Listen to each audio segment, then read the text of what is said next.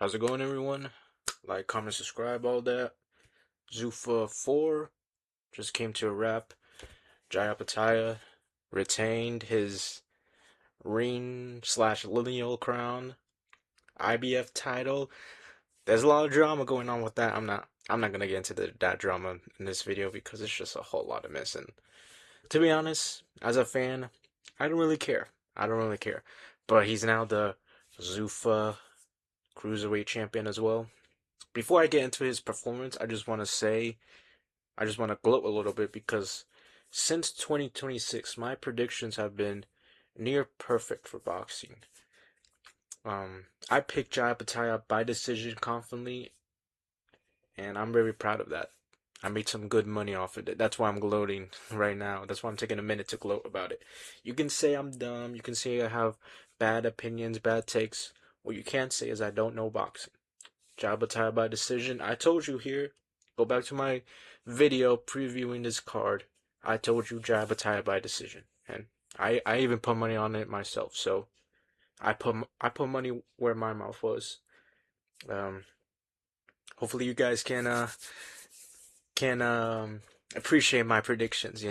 I when I say my predictions, I don't just say it just out of nowhere. I take my time with them. All right, so that's it. I just want to take a minute to say that.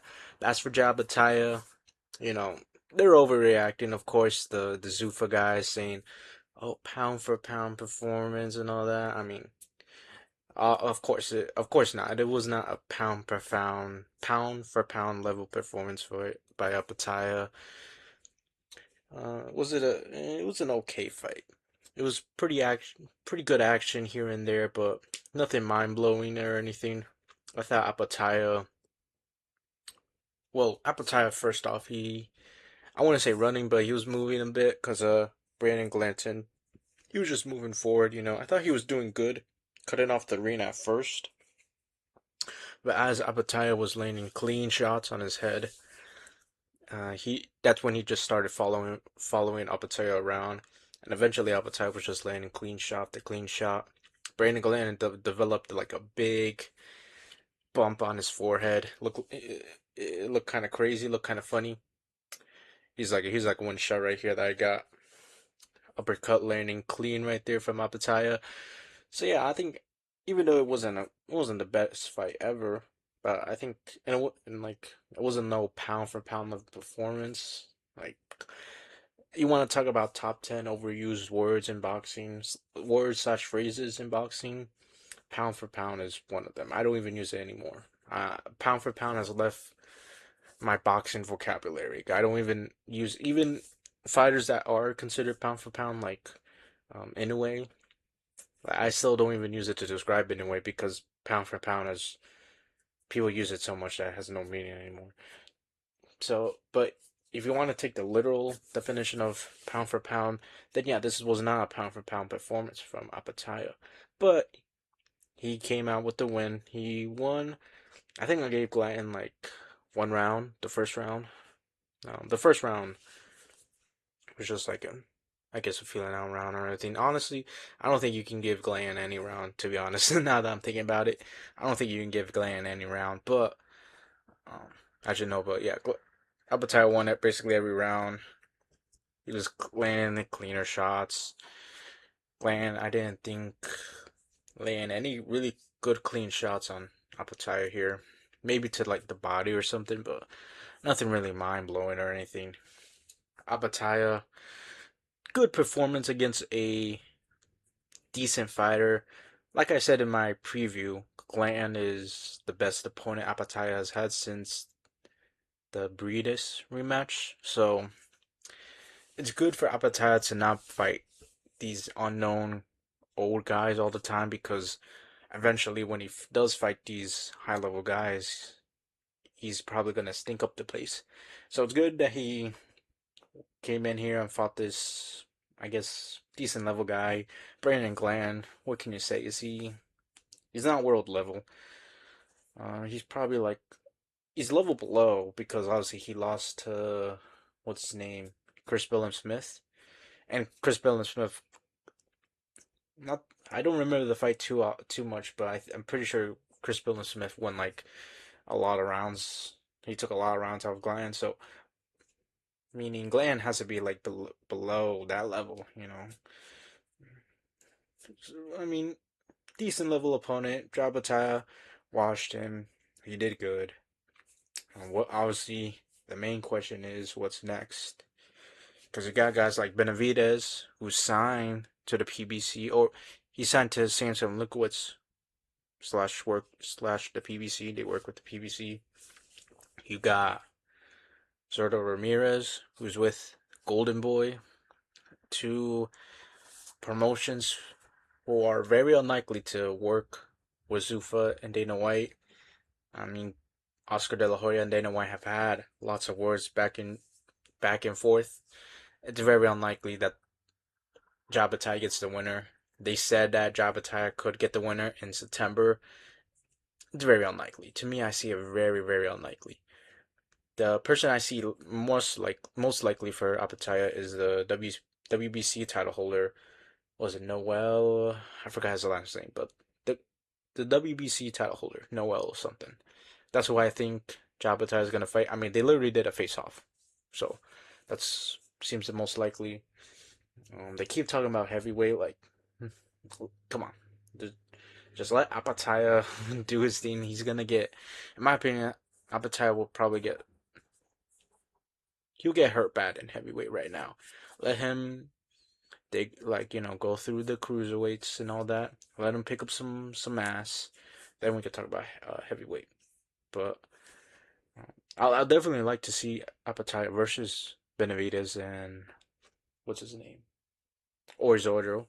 At the same time, even though I said they don't work with Dana, obviously they can be in a ring card because they said Zuffa fighters can fight on ring cards.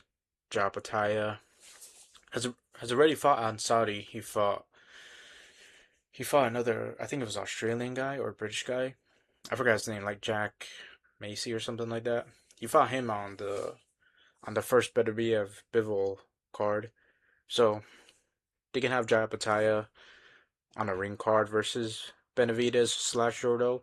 That can definitely, yeah, that can definitely happen. Then that can definitely happen. May especially because, I mean, it's very unlikely, but September is supposed to be that Canelo card, Mexico versus the world. I said it can be unlikely because Jai Bataya versus Benavidez slash Jordo is like a that fight is already a big fight that can be its own card, like, you know. But I guess it is likely. And if it is likely, it better come. It better come, man. Um, that's it for Japataya. Let's get to my boy, Magic Man, Ricardo Salas. Dude, this guy's dangerous, man. This guy's such an exciting fighter. Like, what more can I say, man? What more can I say? I hope if you haven't gotten the chance to watch this guy, just beat the heck out of Jesus Saracho, completely landing hard shot after hard shot. I'm telling you, man, the welterweight division is lucky that Ricardo Salas signed to Zuffa. Because if Ricardo Salas was still out there, he was ranked high in the IBF. He could have fought Liam Paro, Lewis Crocker, Patty Donovan. I'm telling you right now, if Ricardo Salas was still in the mix right there, if he didn't sign to Zuffa and he was still in that mix, but Ricardo Salas would have knocked all of those guys out. I'll pick Ricardo Salas to knock out Ryan Garcia, Rolly Romero, Devin Haney. Who else is it? Welterweight. Uh, Carlos Salas is just a dangerous guy, man. This guy's such a dangerous guy, man. He went out there, just come. At first, it looked shaky. I think he got a little wobbled by like a right hand by Saracho. But after that, man, it was clean shot after clean shot, and there was like no like cuffing shots. It was literally clean shot after clean shot, man. What Ricardo Salas does is he puts a lot of weight in that back foot. And because of that, when his right hand comes, man, it comes at full force. Man, and it lands clean. This guy's, I can't sell it enough, man. This guy's such a dangerous fighter, man. I hope, I hope he can give the shine here in ZUFFA. Um, I guess the other guy, who was it, Julian Rodriguez, because Julian Rodriguez had that win over Kane Sandoval. Maybe they can have that as the inaugural welterweight title, ZUFFA title fight. That will be good, and I think I would I, I would pick Ricardo Salas to win that fight. Man, Ricardo Salas, he's a tough fighter, man. He's a tough fighter. I suggest to watch this fight. I suggest you watch this fight over the Jai Opetaia performance because this performance, in my opinion, was way more impressive. Way more impressive. So, good job on Ricardo Salas. Great performance. I hope he can get that title shot over in Zuffa or whatever. He's a dangerous guy. Dangerous guy. Overall, it was a good show, though. It was a good show. Zuffa, besides the first show, I've been giving out good shows. I think the next one will be next month, actually. Who is it? I think it's search it up. It's Ederson Garcia versus someone. Um, I think Mark Magzio is rumored to be on it. Let me make sure real quick. I know I have it here somewhere. Um, okay, Andreas Cortez. So Andreas Cortez versus Ederson Garcia at April 5th. That's the next Zuffa show. That's Zuffa 5. I mean, that's a pretty good main event. I mean, I didn't expect it to be the main event because both those guys aren't like big names. You know, obviously the first one, Callum Walsh. I mean, not a big name, but they're making him into a big name. And then you had Jose Valenzuela, the heavyweights Fa Jagba, and then this one with Jaya Pataya. Both Andres Cortez and Ederson Garcia, they're not ranked high. I mean, I'm sure they're ranked in a couple of sanctioning bodies, but they're not like high ranked, high level guys or anything. So interesting that they have that as the main event. All right then, but that is a good fight. That is a very good fight. So looking forward to that. We shall see how Zuffa does.